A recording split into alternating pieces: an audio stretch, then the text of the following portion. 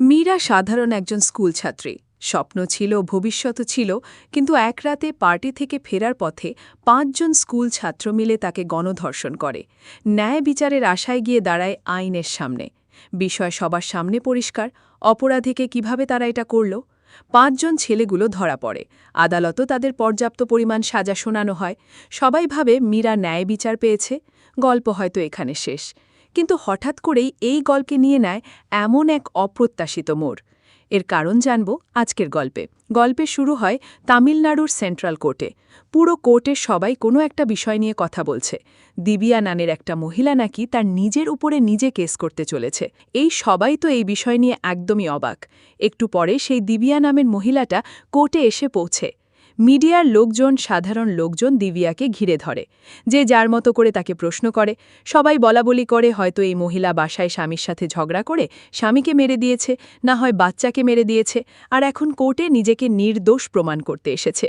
এভাবে যার যেমন ইচ্ছা দিবিয়াকে নিয়ে বলছে। কিন্তু আসল সত্যতা কি, ওইটা দেখানোর জন্য ফ্ল্যাশব্যাকে নিয়ে যায়। এখানে আমাদের বিকাশ পাবলিক স্কুল নামের শহরের অনেক নামী একটা স্কুলকে দেখানো হয়। আর এই বিকাশ পাবলিক স্কুলের প্রিন্সিপাল দিবিয়াই ছিল। আর স্কুলটা ছিল তাদেরই, অর্থাৎ তার স্বামীর। তাদের একমাত্র ছেলে বিকাশ। তার নাম অনুসারেই এই স্কুলের নাম রেখেছে। বিকাশও এই স্কুলে লেখাপড়া করছে। এখন মা যেহেতু স্কুলের প্রিন্সিপাল, তাই ছেলের ভয় কিসের? যতটা সে পড়ালেখায় চালু ছিল ততটা আবার বদমাশিতেও।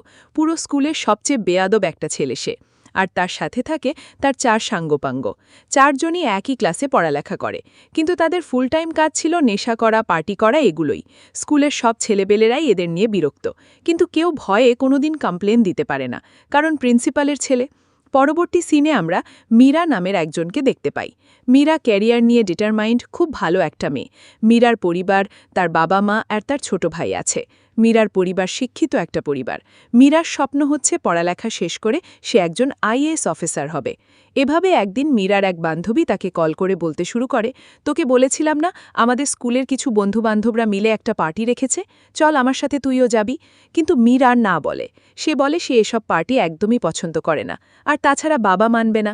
তার বান্ধবীরা বলে, তুই মোবাইল স্পিকারে দে, আঙ্কেলের সাথে আমি কথা বলছি। মীরা মোবাইল স্পিকারে দিলে তার বান্ধবী তার বাবাকে মানানোর জন্য লেগে যায়। তার বান্ধবী কথা বলে তার বাবাকে কনভিন্স করে। মীরার বাবাও মীরাকে পারমিশন দিয়ে দেয়। যার পরবর্তী সিনে তারা দুজন সেই ক্লাবে গিয়ে পৌঁছে যেখানে সেই পার্টিটা হচ্ছিল। একই সেই পার্টিতে আমরা সেই বিকাশ এবং তার ৪ বন্ধুকেও দেখতে পাই। এখানে বিকাশের নজর মীরার ওপর পড়ে। তখনই সে তার সাথে ফ্ল্যাট করতে শুরু করে, কিন্তু মীরা খুবই সাবধানতার সাথে এসব হ্যান্ডেল করছে। বিকাশ অনেক চেষ্টা করার পরও যখন দেখে না, একে এভাবে পটানো যাবে না, তখন সে মীরার সাথে জাস্ট একজন ফ্রেন্ড হওয়ার কথা বলে। অনেক জোরাজোরি করাতে মীরা বলে ঠিক আছে, বন্ধু হওয়া যায়। বিকাশের বাকি সাঙ্গপাঙ্গগুলো এসে সবাই মিলে তারা বসে আড্ডা দেয়। মীরা যদিও প্রথমে এসে কমফোর্টেবল ছিল না, তারপরও ধীরে ধীরে মানিয়ে নেয়। একটু পর গিয়ে মীরা এবং তার সেই বান্ধবীটা ওখান থেকে বেরিয়ে যায়। মীরার বান্ধবীটা তার মতো করে চলে যায়, কারণ মীরা তাকে বলেছে যে আমি আমার বাবাকে কল করছি, বাবা আমাকে নিতে আসবে। সিন কাট হয়ে কিছুক্ষণ পর শিফট হয়। দেখা যায় মীরা বাসায় ফিরেছে, কিন্তু তার অবস্থা দেখে মনে হচ্ছে কিছু একটা হয়েছে। মীরা তার রুমে গিয়ে গোসল করতে চলে যায়, কিন্তু গোসল করার সময় এইখানে দেখা যায় তার শরীর থেকে অনেক পরিমাণের রক্ত বের হচ্ছিল। আর এখানে আমরা বুঝতে পারি যে মীরার সাথে কিছু একটা খারাপ হয়েছে। মীরা কিছু বুঝতে পারছে না এটা কি হয়ে গেল। ক্লান্ত শরীর নিয়ে এসে ওভাবে গিয়ে বিছানায় পড়তেই ঘুমিয়ে পড়ে। পরবর্তী দিনে মীরাকে তার সেই বান্ধবীটা কল করে বলতে শুরু করে, জলদি ইনস্টাগ্রাম চেক কর, কাল যে ছেলেগুলোর সাথে পরিচয় হয়েছে না, তারা তোর একটা ভিডিও ভাইরাল করেছে, জলদি দেখ। মীরাও যখন ইনস্টাগ্রাম চেক করে দেখে তার পায়ের নিচ থেকে তো মাটি সরে যায়, কারণ ভিডিওতে দেখা যাচ্ছে বিকাশ এবং তার সেই বন্ধুগুলো মিলে গাড়ির ভিতর মীরার সাথে খারাপ ব্যবহার করছিল। এটা দেখে মীরা তো পুরো শেষ হয়ে যায়।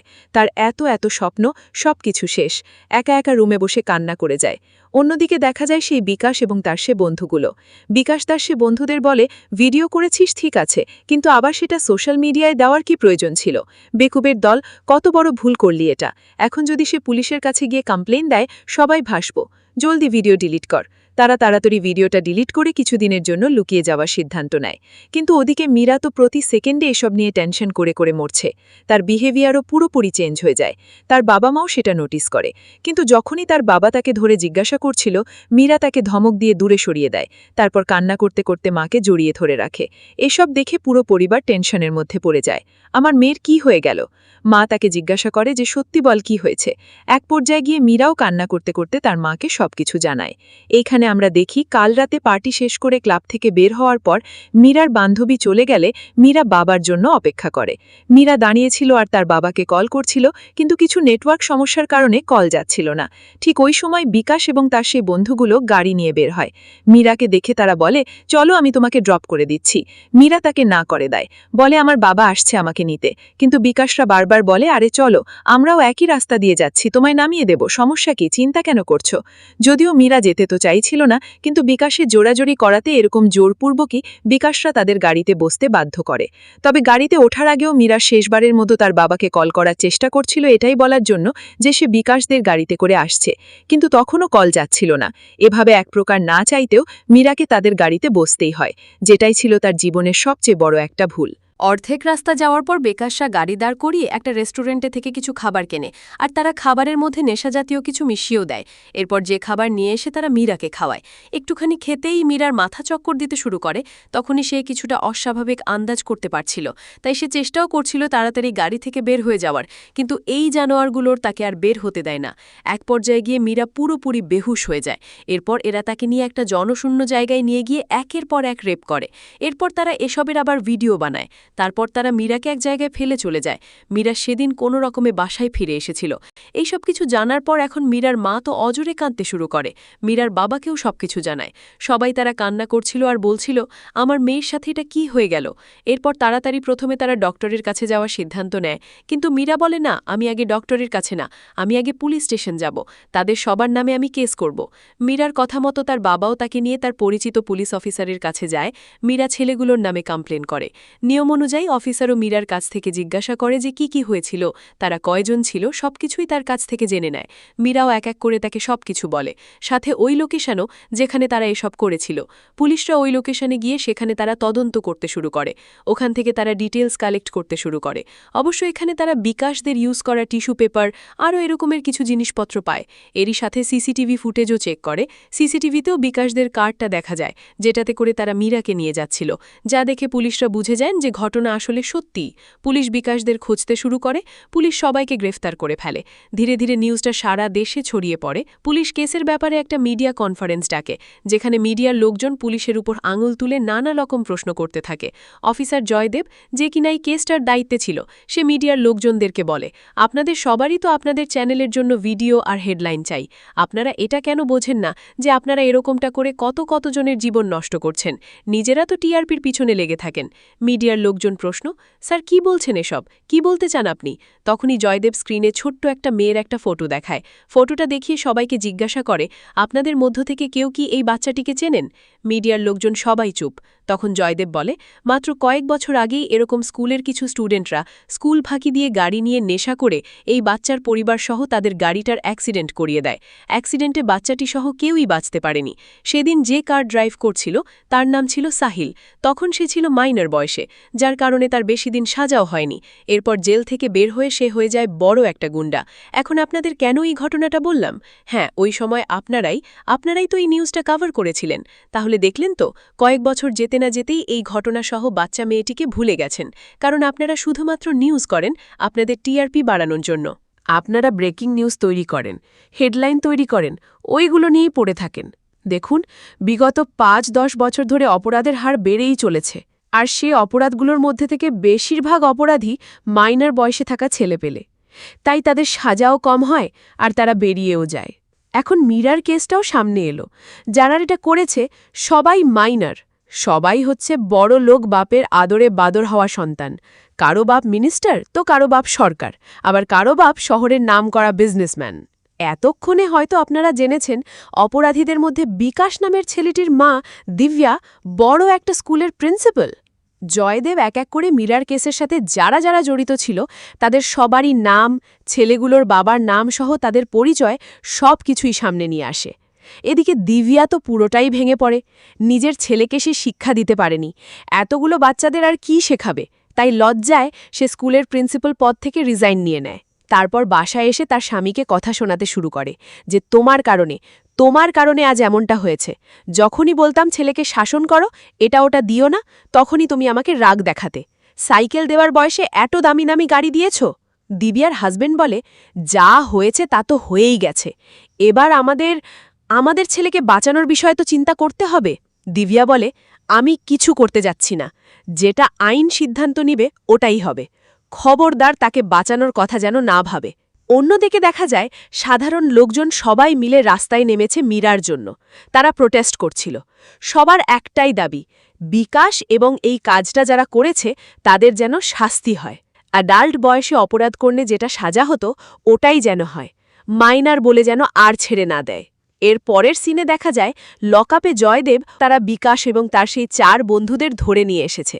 তাদের জয়দেব আগে পিটিয়েছেও, কিন্তু এত মার খাবার পরও এরা তাদের অপরাধ স্বীকার করে না। তাই জয়দেব তাদের জন্য অন্য আরেকটা শাস্তির ব্যবস্থা করে। তাদের জোর জবস্তি করে একটার পর একটা বিরিয়ানির প্যাকেট খাইয়ে চলেছে। এমন অবস্থা, খেতে খেতে এক পর্যায়ে তাদের অবস্থা খারাপ। ভয়ে তারা সব কিছু স্বীকার করে নেওয়ার জন্য রাজি হয়। জয়দেব তাদের সবার স্বীকারোক্তি নেয়। তারা কিভাবে কি করেছে সব কিছু জেনে নেয়। তাদের নিয়ে যাওয়া হয় স্পার্ম টেস্ট করাতে। জয়দেব আসলে এসব করে তাদেরকে মাথা নিচু করাতে চায়, বোঝাতে চায় যে তোমাদের 2 মিনিটের নিজেদের স্যাটিসফ্যাকশনের জন্য একটা মেয়ের জীবন তোমরা কিভাবে বরবাদ করে দিয়েছ। একের পর এক এভাবে এগুলোর সম্মুখীন হতে হতে এখন এরাও বুঝতে পারছে এভাবে পদে পদে আমাদের এখন মাথা নিচু হচ্ছে। বিকাশ তো এত অপমান আর নিতে পারছিল না। ওইখানে থাকা কিছু একটা খেয়ে সে নিজেকে শেষ করে দেওয়ার চেষ্টা করে, কারণ সে আর অপমান নিতে পারছিল না। কিন্তু ঠিক টাইমে তাকে হসপিটাল নিয়ে যাওয়ায় সে বেঁচে যায়। দিব্যাদের বিষয়টা জানানো হয় যে আপনার ছেলে এখন হসপিটালে অ্যাডমিট আছে। দিব্যা তাড়াতাড়ি হসপিটাল ছুটে আসে। বিকাশ তার মাকে দেখে মনে করে তার মা হয়তো তাকে বাঁচাতে এসেছে, কিন্তু না। দিব্যা এখানে তাকে বলে, তুই যেটা করেছিস সেটা অনেক বড় একটা অপরাধ, এর জন্য তোকে শাস্তি তো পেতে হবেই। সে সেখান থেকে চলে যায়। এসব শুনে বিকাশও একদম অবাক যে তার মা তার পাশে নেই। পরবর্তী সিনে মীরার সে কেসটা কোর্টে গিয়ে পৌঁছায়। জাজ মীরার কাছ থেকে সবকিছু জিজ্ঞাসা করে। মীরা যা যা হয়েছিল সবকিছু বলে। মীরা বলে, ওদিন পার্টির সময় ওরা প্রথমে আমার সাথে বন্ধুত্ব করে।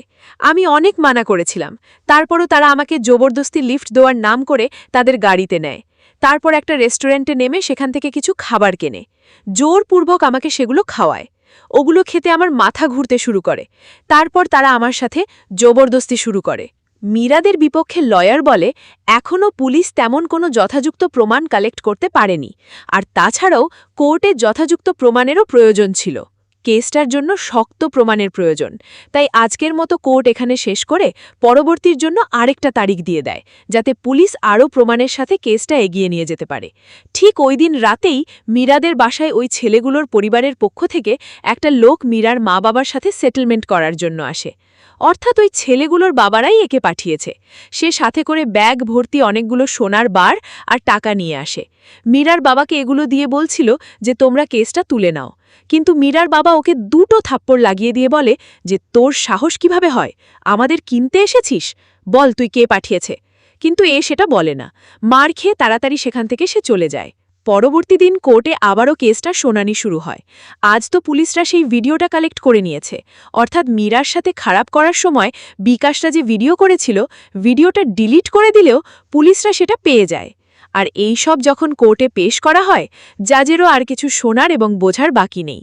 জাজ তাদের সাজা শুনিয়ে দেয়। এদের 5 জনের অপরাধ এবং তাদের কর্মকাণ্ডগুলো দেখে এদেরকে আজীবনের জন্য কারাদণ্ড দেওয়া হয়। যে অপরাধ তারা করেছে কোনো মাইনারের মতো তাদের ট্রিট করা হবে না, বরঞ্চ অ্যাডাল্ট হলে যে শাস্তি হতো এদেরও সেটাই হয়। এটা শোনার পর মীরা এবং তার পরিবার স্বস্তির নিঃশ্বাস ফেলে। এদিকে 5 জন তো তাদের সাজা শুনে কান্না করতে শুরু করে। কি হয়ে গেল এটা? এই 5 জনকে জেলে পাঠিয়ে দেওয়া হয়। কারাগারে আসার পর ওইখানেও সবাই বিকাশদের ব্যাপারে জানতে পেরে সবাই তাদেরকে নিয়ে হাসাহাসি করতে শুরু করে। তাদের নানা রকমের কথা শোনাতে শুরু করে। এই একই কারাগারের মধ্যে সাহিল নামের ওই ছেলেটাও ছিল, যে ওই কয়েক বছর আগে ওই ছোট্ট মেয়েটির পরিবারকে অ্যাক্সিডেন্ট করে মেরে দিয়েছিল। সাহিল এখানে বিকাশকে বেশি বিরক্ত করে, তার সাথে অনেক খারাপ আচরণ করছিল। একদিকে তো আগে থেকে বিকাশের মাথার উপর রাগ জমেছিল, তার উপর সাহিলের ডিস্টার্ব। তাই সাহিলের এসব আর সহ্য না করে সাহিলকে মারা শুরু করে। যা দেখে এখন কারাগারের সবাই ভয়ে তরতর করে কাঁপতে শুরু করে, কারণ এর আগে সাহিলের উপর কেউ হাত তোলার সাহস করেনি। সাহিল একজন গুন্ডা ছিল। এইখানে এভাবেই শুরু হয় বিকাশের কারাগারের অন্যরকম একটা জার্নি। এইভাবেই দেখতে দেখতে ৬টা বছর পার হয়ে যায়, আর এই ৬ বছর পর বিকাশের মা দিব্যা প্রথমবারের মতো কারাগারে আসে বিকাশের ব্যাপারে কথা বলার জন্য। দিব্যা বিকাশকে ৩ মাসের জন্য পেরোলে জেল থেকে বের করতে চায়, কারণ সে বিকাশের আইআইটি ইন্টার্ন এক্সামটা কমপ্লিট করাতে চায়, যেতে কোনো রকম সে পাশ করে জেলে থেকে পড়ালেখা চালাতে পারে। তারপর যদি কোনোদিন জেল থেকে ছাড়া পায় তাহলে জীবনে কিছু একটা করতে পারবে। এই সব জানার পর অফিসার এখানে দিব্যাকে বলে, আপনি ৬ বছর পর এই প্রথমবারের মতো আপনার ছেলের ব্যাপারে কথা বলতে এসেছেন, কিন্তু যেমনটা আপনি মনে করছেন আপনার ছেলে আর আগের মতো নেই। হয়তো আপনি মনে করেছেন এই ৬ বছরে সে সাজা কেটে অনেকটা শুধরে গেছে, কিন্তু না, সে আগের থেকে আরও বেয়াদব হয়ে গেছে। বিকাশ পুরোটাই চেঞ্জ। সে একটা অনেক বড় গুন্ডা। সে জেলের ভেতরে থেকেই সব রকমের ইলিগাল কাজকর্ম করে। দিব্যা চেয়েছিল তার ছেলে যেহেতু পড়ালেখায় ভালো ছিল, তাই এই আইআইটি ইন্টার্ন এক্সামটা সে দিক। অফিসারকে অনেক রিকোয়েস্ট করাতে অফিসারও নিয়ম অনুযায়ী বিকাশকে ৩ মাসের জন্য পেরোলে মুক্তি দেয়। কিন্তু যখন বিকাশ তার মায়ের সামনে আসে তখন সে তার মায়ের দিকে তাকায়ও না পর্যন্ত, সোজা গিয়ে গাড়িতে উঠে বসে। দিব্যাও সিদ্ধান্ত নেয় যে সে তার ছেলেকে অবশ্যই বদলাবে। সে যে অপরাধ জগতে ঢুকে পড়ছে না, সেখান থেকে সে তাকে বের করবেই। গাড়ি যেতে যেতে যখন একটা সিগন্যালে দাঁড়ায় তখন বিকাশ তার এক বন্ধুকে কল দেয় আর তার লোকেশন নিয়ে সেখানে চলে যায়। দিব্যা বিকাশকে থামানোর অনেক চেষ্টা করে, কিন্তু কোথাও সে তাকে খুঁজে পায় না। এদিকে বিকাশ তার বন্ধুদের নিয়ে নেশা করছিল। একটু পর দিব্যা সেখানে এসে পৌঁছে। বিকাশকে নিয়ে সে তার বাসা আসার দিকে রওনা দেয়। এলাকায় প্রবেশ করার সাথে সাথেই আশপাশের লোকজন দিব্যাকে নিয়ে নানা রকমের কথা বলে। আমাদের এই সোসাইটি অনেক নামি দামি একটা সোসাইটি, এখানে সবাই আমরা শিক্ষিত পরিবার। এরকম একটা অপরাধীকে নিয়ে যে কিনা এখনও নেশার মধ্যে আছে, তাকে নিয়ে এখানে কেন এসেছো? এখানে তাকে রাখা যাবে না। তাকে এখানে রাখা আমাদের বউ বাচ্চাদের জন্য সেফ হবে না। দিব্যাকে কথা শোনাচ্ছিল। তখন সে দিব্যার স্বামী এসে বলে, আমরা আমাদের টাকা এখানে ঘর কিনেছি, সে এখানে থাকবে, তোমরা যা করতে পারো করো গিয়ে। এ বলে সে সবাইকে ভাগিয়ে দেয়। বিকাশের জেলে যাওয়ার পর তার বিষয়টা নিয়ে এবং দিব্যা আর স্বামীর মধ্যে ঝগড়া লাগতে লাগতে ঝগড়া এক পর্যায়ে তারা ডিভোর্স নিয়েছে, একসাথে থাকে না। এখন জাস্ট ছেলের পেরোলে ছাড়া পাওয়ার জন্যে দিব্যার স্বামী তাকে দেখার জন্য এসেছে। এদিকে বিকাশকে বাসায় নিয়ে এসে দিব্যা তাকে নিজের হাতে খাইয়ে দেয়, তার যত্ন নেয়। কিন্তু এই বিকাশ তখনও পুরোপুরি নেশায়। তারপর দিব্যা বিকাশকে এক জায়গায় নিয়ে যায় যেখানে দিব্যা ইন্টার্ন এক্সাম দেওয়া আরও কিছু বাচ্চাদের কোচিং করাতো। বিকাশকে সে এখানে এজন্যে নিয়ে আসে যাতে বিকাশ এদের সাথে পড়িয়ে সে তার এক্সামটা দেওয়াতে পারে। কিন্তু বিকাশ তো পুরোটা বেয়াদব হয়ে গেছিল। এখানেও সে শুরু করে দেয় বাকি স্টুডেন্টদের সামনে বেয়াদবি শুরু করে। এমনকি সবার সামনে সে বই খাতাগুলো পর্যন্ত জ্বালিয়ে দিয়ে সিগারেট খেতে শুরু করে। বলে, পড়ালেখা তো আমি ছেড়েই দিয়েছি, এসবের মধ্যে আর আমাকে টেনে লাভ নেই, আমাকে আমার মতো ছেড়ে দাও তোমরা। এরপরে সে তার নেশাখোর বন্ধুটার কাছে চলে যায়, যেখানে আজ নেশার পাউডার সাপ্লাইয়ের অনেক বড়সড় একটা ডিল হতে চলেছিল। আর সেখানে দেখা যায় সেই ডিলটা করার জন্য এসেছিল সেই জয়দেব। মূলত সে ছদ্মবেশে এই ডিলটা কে কে করছে তাদেরকে ধরার জন্য এসেছিল। অনেক দিন ধরে সে এই লোকগুলো ধরার পিছনে লেগে আছে। মূলত এখানে লোকেশন জয়দেবকে দিব্যা দিয়েছে। তখনই এখানে শুরু হয়ে যায় গোলাগুলি। জয়দেবের পুরো টিমও এখানে এসে হাজির, আর দুই পক্ষের গোলাগুলিতেই অনেকগুলো লোক মারা যায় এখানে। যারা বাকি ছিল তাদের গ্রেফতার করে নেওয়া হয়। শুধুমাত্র বিকাশকেই জয়দেব দিব্যার কাছে নিয়ে আসে, কারণ জয়দেব জানতে পেরেছে বিকাশ পেরোলে ছাড়া পেয়েছে, আর দিব্যা তাকে এরকম ইন্টার্ন এক্সাম কমপ্লিট করাতে চায়। জয়দেব বিকাশকে বলে, ৬ বছর জেলে থাকার পরও তুই শুধরাসনি, আজ তোর মায়ের জন্য তোকে ছেড়ে দিলাম। জয়দেব তাকে ভয় দেখিয়ে সেখান থেকে চলে যায়। বিকাশের বিষয়গুলোতে আরও বেশি ক্ষিপ্ত হয়ে যায়। ওই রাতে সে তার আরও গুন্ডা বন্ধু-বান্ধব সবাইকে বাসায় নিয়ে এসে জমিয়ে পার্টি শুরু করে। এইসব দেখে দিব্যা আর তার মাথা ঠান্ডা রাখতে পারে না। সে তার গান নিয়ে এসে ফায়ার করে, সবাইকে ভয় দেখাতে শুরু করে। এটা দেখে ভয়ে সবাই পালিয়ে যায়। কিন্তু বিকাশ বলে, ওহো, এটা তোমার লাইসেন্স করা পিস্তলটা, এক কাজ করো, এটা দিয়ে আমায় মেরে দাও, সব টেনশন শেষ হয়ে যাবে তোমার। এমনটাই তো চাও যে আমি মরে যাই, তারপর তোমরা ফ্রি। এইসব বলে তার মায়ের থেকে পিস্তলটা নেওয়ার চেষ্টা করছিল তার নিজের উপরে চালিয়ে দেওয়ার জন্য। বিকাশ এতটাই নেশার অবস্থায় ছিল যে সে বুঝতে পারছিল না সামনে সেটা তার মা। সে তার মায়ের সাথেও এখানে বেয়াদব আচরণ করে। এক পর্যায়ে নেশা অবস্থায় সে সবকিছু ভুলে গিয়ে সে খারাপ উদ্দেশ্য নিয়ে তার মায়ের কাছে যাওয়ার চেষ্টা করে, কিন্তু তখনই দিব্যা তাকে ধাক্কা দিয়ে দূরে ঠেলে দেয়। তারপর একের পর এক কাচের বোতলগুলো তার মাথায় মারতে শুরু করে। বলে আজ আমি বুঝতে পারছি আমার জীবনের সবচেয়ে বড় ভুল ছিল তোর মতো একজন নরপশু জন্ম দেওয়া। আজ নিজে নিজের উপর ঘৃণা হচ্ছে, তোকে আমার সন্তান বলতেও লজ্জা হচ্ছে আমার। অনেক বড় ভুল করেছি আমি, তোকে বের করে। দিব্যা এতটাই ভেঙে পড়ে আর এতটাই কষ্ট পায় সে নিজে ওখান থেকে নেশার একটা বোতল নিয়ে খেতে শুরু করে। বিকাশকেও বাসা থেকে বের করে দেয়। বিকাশ হয়তো তার ভুল একটু হলেও বুঝতে পারে। বিকাশ পরদিন বাসায় ঢুকে এমন পরিস্থিতি দেখে তার মাকে বলে, মা ব্যাস অনেক হয়েছে, এবার এসব ফেলো, এসব বন্ধ করো। কিন্তু দিব্যা তার কথা কেন শুনবে? সে তো দিব্যার কথা শোনেনি। তাই দিব্যা আরও নেশা করতে শুরু করে দেয়, পাবে নাইট ক্লাবে এদিক ওদিক যেতে শুরু করে দেয়। এমন পরিস্থিতিতে পড়ে বিকাশ তার মাকে সামলাতে শুরু করে। এমন অবস্থায় বিকাশ যেন ধীরে ধীরে বদলে যাচ্ছিল। এক পর্যায়ে গিয়ে যখন দেখে সত্যিই বিকাশ বদলে গেছে, তখন গিয়ে দিব্যাও এই নেশা করা বন্ধ করে। বিকাশও এবার তার মায়ের পাশে বসে বলে যে মা আমি পড়ালেখা করতে চাই, ইন্টার্ন এক্সামটা কমপ্লিট করতে চাই। শুনে দিব্যাও অনেক খুশি, ছেলেকে টিউশন দিতে শুরু করে, তাকে পড়াতে শুরু করে। বিকাশও তখন ভালোমতো পড়ালেখা করে, মায়ের ওই কোচিং সেন্টারে গিয়েও বাকি বাচ্চাদের সাথে বসে এখন পড়ে। আর এইভাবেই দেখতে দেখতে এক্সামের ডেট চলে আসে। ঠিক এক্সামের আগের দিন রাতে বিকাশের ওই 5 বন্ধুগুলোর মধ্যে থেকে একজন, যেও কিনা পেরুলে ছাড়া পেয়েছিল, সে বিকাশের সাথে এসে দেখা করে। এখানে বিকাশকে সে একটা বিষয় জানায়। সে বলে, আমাদের সাথে এত কিছু হতো না যদি পুলিশ ওদিন ওই ভিডিওটা পেত। আর তুই জানিস পুলিশকে সেই ভিডিওটা কে দিয়েছিল? সেটা তোর মাই দিয়েছিল। তোর মায়ের জন্যই আমাদের 6-6টা বছর পুরো বরবাদ হয়ে গেছে। ওই দিন এইসব করার পর প্রমাণ মেটানোর জন্য ভয়ে ওদিন তুই তোর মোবাইলটা বাথরুমে ফ্ল্যাশ করে দিয়েছিলি, কিন্তু তোর মাই সেটা আবার ওইখান থেকে তুলে পুলিশকে দিয়েছিল, যেখান থেকে তারা ভিডিওটা পায়। আমাদের লাইফ বরবাদ করার জন্য তোর মাই একমাত্র দায়ী। বিকাশ এখন এইসব শুনে বিকাশের মাথা তো খারাপ হয়ে যায়। আমার মা হয়ে সে এমনটা কিভাবে করতে পারল? দিব্যা তাকে তখন কলের উপর কল করছিল, কাল তোর এক্সাম, কোথায় তুই? কিন্তু বিকাশের সবকিছু জানার পর এখন তার মায়ের উপর অনেক রাগ। কেন এই ভিডিওর প্রমাণ সে পুলিশদের হাতে তুলে দিল? এই রাগ থেকে বিকাশ সারা রাত ওদিন আর বাসায় ফেরে না। সত্যি বলতে অপরাধীরা কখনো সুযোগ ডিজার্ভ করে না। পরবর্তী দিন এক্সামের দিন। দিব্যারা সবাই এক্সাম হলের বাইরে বিকাশের জন্য অপেক্ষা করছিল, কিন্তু বিকাশ আসে না। দেখতে দেখতে এক্সামের সময় শেষ হয়ে যায়। এক্সাম শেষ হওয়ার পর গিয়েই বিকাশ আসে। এরপর সে পুলিশের গাড়িতে গিয়ে বসে পড়ে। পুলিশরা তাকে নিতে এসেছিল, কারণ তার পেরুলের 3 মাসের সময় শেষ। এরপর বিকাশকে আবারও হাজতে নিয়ে যাওয়া হয়। এসবে দিব্যা অনেকটাই কষ্ট পায়। তার এত কিছু করে সে চেষ্টা করল তার ছেলে যে ভুলটা করেছে সেটা শুধরানোর, কিন্তু পারল না। এরপরে আমাদের মুভির একদম প্রথমে সিনে নিয়ে যাওয়া হয়। এ সব কিছু তখন দিব্যা কোর্টে এসে সবাইকে বলছিল যে সে তার নিজের উপরে যে কেস করেছে ওটার কারণ হলো আমি আমার ছেলেকে মানুষ করতে পারিনি। আমার ছেলে একা অপরাধী না, আমিও অপরাধী জজ সাহেব, আমার শাস্তি হওয়া উচিত। এসব কথাগুলো শুনে পুরো কোর্ট নিস্তব্ধ হয়ে যায়।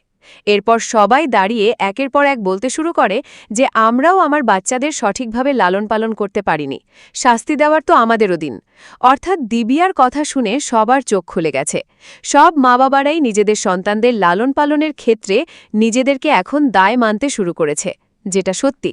কিন্তু জাজ তো এভাবে সবাইকে সাজা দিতে পারবে না, তাই সে সবাইকে তাদের সন্তানদের ভালো মতো দেখাশোনা এবং লালন পালন করতে পরামর্শ দিয়ে কেসটা ডিসমিস করে। কোর্ট থেকে বের হতেই পুলিশ অফিসার জয়দেব বিকাশকে নিয়ে দিব্যার কাছে এসে হাজির। বলে, দিল্লিতে আরেকটা এন্ট্রান্সের এক্সাম হবে, আইআইটি, যেটা হবে 2 সপ্তাহ পর। যারা যারা এটা দিতে পারেনি তাদের জন্য আরেকটা সুযোগ। তাই আমি বিকাশের পেরোলের সময় আরেকটু বাড়িয়ে দিয়েছি, যাতে করে সে নিজেকে বদলানোর আরেকটা সুযোগ পায়। তবে বিকাশ বলে, আমার আর কোনো সুযোগের প্রয়োজন নেই, আমি তো বেঁচে থাকতেও চাই না। ছেলে মানুষের বশে পড়ে যে ভুলটা আমি করেছি, এর জন্য আমি প্রতিটা সেকেন্ড, প্রতিটা মুহূর্তে কুড়ে কুড়ে মরছি। সমাজের কাছ থেকে ধিক্কার, লাঞ্ছনা এগুলো সহ্য করে গেছি সবসময়। হ্যাঁ, শয়তানের ধোকায় পড়ে আমরা ভুল না হয় করে ফেলেছিলাম আর কি। তাই বলে পুরো সমাজ আমাদের যেভাবে দূরে ঠেলে দিল, সবাই নানা রকমের কথা শুনিয়ে যাচ্ছে। তাই বেঁচে থেকে আমার আর কী বা হবে? এর চেয়ে বরং ভালো হয় তোমরা আমাকে মেরে দাও। মানে সে তার অপরাধ নিয়ে কিন্তু অনুতপ্ত না। জয়দেব বিকাশকে বোঝায় যে দেখো, তোমার মা তোমাকে নিয়ে অনেক স্বপ্ন দেখেছে, এত এত পরিশ্রম করেছে, তাই নিজের জন্য না হলেও তার জন্য একবার ভাবো। যে ভুলটা করেছ ওটা শুধরানোর এটাই একমাত্র উপায়। মাথায় রেখো, জিন্দিগি কিন্তু বারবার তোমাকে সুযোগ দিবে না, তাই সবাইকে দেখিয়ে দাও। এসব শুনে এবং মায়ের দিকে তাকিয়ে বিকাশও শেষবারের মতো রাজি হয়ে যায় যে সে এক্সামটা দিবে, নিজেকে বদলাবে। তার জন্য পরবর্তী দিন মাকে নিয়ে এসে যায় হচ্ছে ডিস্ট্রিক্ট সেশন কোর্টে। এক্সাম দেওয়ার জন্য এখান থেকে পারমিশন নিতে হবে, কিন্তু এইখানে ঢুকতেই চলে আসে মুভির ধামাকাদার এক টুইস্ট। দেখা যায় বিকাশকে যে জাজের কাছ থেকে পারমিশন নিতে হবে, সে জাজ অন্য কেউ না, বরঞ্চ সেই মীরাই যার সাথে তারা আজ থেকে 6 বছর আগে বলৎকার করেছিল। মীরা সব কিছু ভুলে এই 6 বছরে নিজেকে এমনভাবে গড়ে তুলেছে সে একজন ডিস্ট্রিক্ট জাজ হয়ে গেছে। এখন বিকাশ মীরাকে দেখে ভয়ে কাঁপতে শুরু করে, এমনকি কান্নাও করে দেয়। মীরার কাছে যখন তার ফাইলটা নিয়ে আসা হয়, মীরা দেখে আজ তাকে এমন একটা অপরাধীকে দ্বিতীয়বারের মতো সুযোগ দিতে হবে যেই অপরাধটা কিনা তার সাথে হয়েছিল। মীরার আশপাশের লোকজন সবাই তো বলছিল এই ছেলে এমন খারাপ একটা ছেলে যে কিনা সমাজের জন্য ক্ষতিকর, একে তো দ্বিতীয়বার সুযোগ দেওয়া মানে ভুল করা, দিও না সুযোগ। কিন্তু আশপাশের সব কথা বাদ দেয় মীরা, খুব শান্তিভাবে তার নিজের মনের কথা শোনে। একদম স্বাভাবিকভাবেই বিকাশের কাছ থেকে এক্সামের কিছু প্রশ্ন জিজ্ঞাসা করে, অর্থাৎ নিয়ম অনুযায়ী দেখছিল সে এক্সামের জন্য কতটা প্রিপেয়ার। বিকাশ তার কাঁপা কাঁপা গলায় মীরার সব প্রশ্নের সঠিক উত্তর দিয়ে যায়, যার পর মীরা বড় একটা সিদ্ধান্ত নেয়। সে বিকাশকে অ্যাপ্রুভ করে পরীক্ষা দেওয়ার জন্যে, সাথে তাকে তার আগামী জীবনের জন্য বেস্ট অফ লাকও বলে। বিকাশ সেখান থেকে বেরিয়ে তার মায়ের কাছে আসে। ফাইলে অ্যাপ্রুভালের শিল দেখে দিবিয়া কান্না করে দেয়। বিকাশও কান্না করতে করতে তার মায়ের পায়ে পড়ে যায়। এখানেই শেষ হয় গল্পটা। আমার মনে হয় এই মুভিটাতে অপরাধকে খুবই নর্মালভাবে দেখানো হয়েছে, যেটা সমাজে অপরাধ করার প্রবণতাকে আগেও বাড়িয়ে দিবে। অপরাধী অপরাধ করে পরবর্তীতে নিজেকে শুধরে নিয়ে ভালো হয়ে যাবে, এমনটা বাস্তব জীবনে খুবই কম দেখা যায়। বর্তমানে প্রেক্ষাপটে রেপের মতো জঘন্য অপরাধের জন্য সর্বোচ্চ শাস্তি হওয়া উচিত। এই অপরাধের কোনো ক্ষমা বা লঘুদণ্ড হওয়া উচিত না। এই তো ছিল আজকের গল্প। এই গল্পটা আপনাদের কাছে কেমন লেগেছে সেটা অবশ্যই আমাদেরকে কমেন্ট করে জানাবেন। যদি এতটুকু ভালো লেগে থাকে তাহলে একটি লাইক দিয়ে যাবেন। আর হ্যাঁ, আমাদের এই চ্যানেলে কিন্তু প্রতিনিয়তই নতুন নতুন ভিডিও আপলোড করা হয়। সেই সব ভিডিওর আপডেট পেতে আমাদের চ্যানেলটিকে সাবস্ক্রাইব করে বেল আইকনে অল দিয়ে রাখতে কিন্তু ভুলবেন না। আজকে তাহলে এই পর্যন্তই, আবারও হাজির হব নতুন কোনো ভিডিও নিয়ে। সেই পর্যন্ত সবাই ভালো থাকবেন আর আমাদের চ্যানেলের সাথেই থাকবেন। ধন্যবাদ।